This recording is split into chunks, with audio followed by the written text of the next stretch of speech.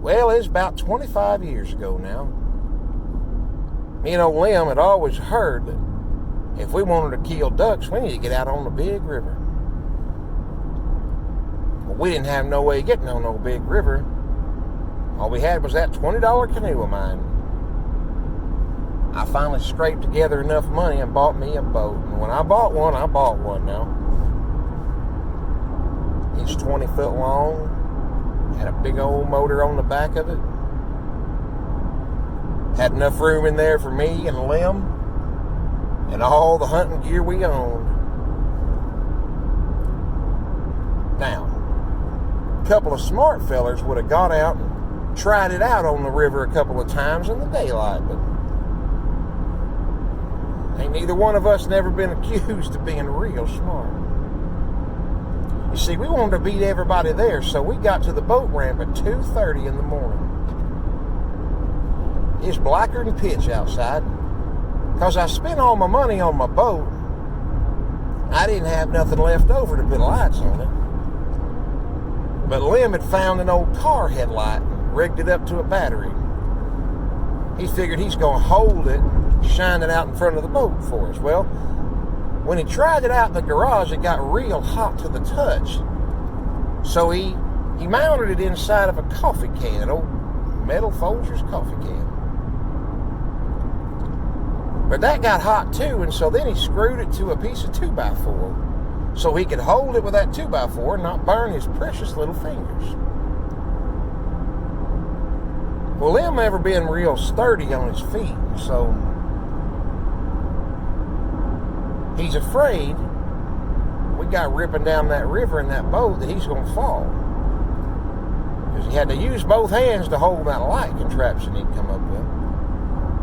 So he took him a piece of rope and tied it to the front of the boat, tied it onto the suspenders on his waders.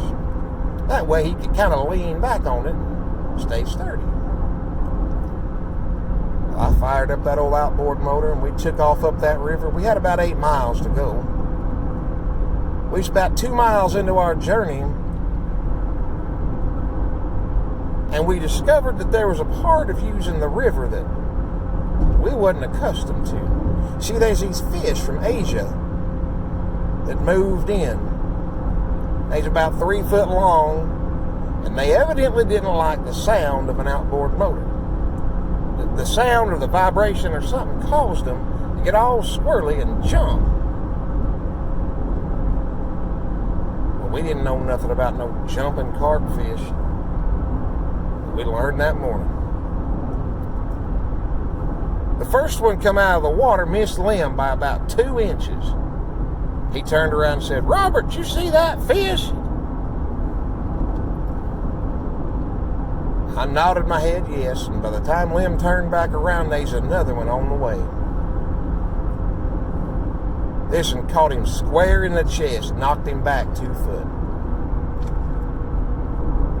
Well, when that rope caught, them suspenders on his waders went to work.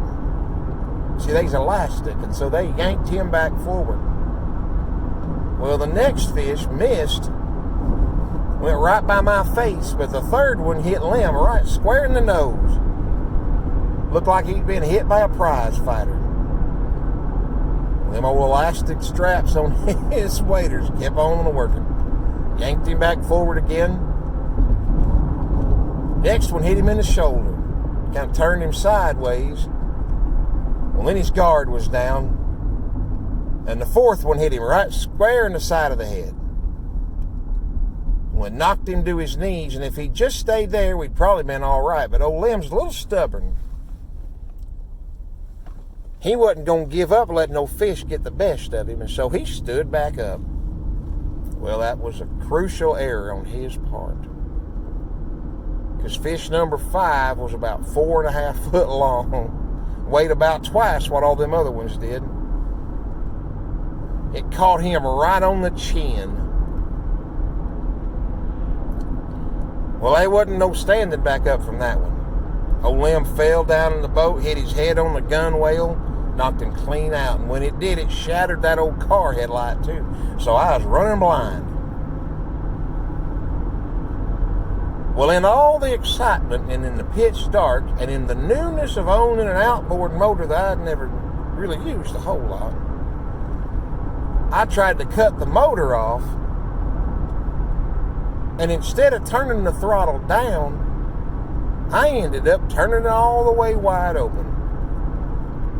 And I done told you that motor had more horsepower than I needed. When I cranked that handle wide open, I lost my balance. I couldn't see nothing. And the next thing I knew, one of them big old carp had hit me in the back of the head, and I seen stars. I don't know how many of them big old ugly things hit me. All I know is I felt like I'd gone 10 rounds with that same prize fighter that was working on Lem's face earlier. I reckon the only thing that saved us that morning was that the kill switch on that motor was broken. The only way you could make it run was to clamp a pair of vice grips on there and hold the kill switch out. Well, I guess at some point, one of them big old carp flopped over there and knocked that pair of vice grips off the kill switch. The boat come to a stop. When I come to, we's drifted up on a big old sandbar. Lem's laying up in the front, bleeding. The sun was just barely coming up over the horizon. As it turned out, Lem had to have 7 stitches in the side of his head. He had 2 broken ribs, and he's missing a tooth. Another one besides what he's already missing. I had multiple bruises all over my body. My good hunting hat was gone. My $4 pair of vice grips off the motor was gone.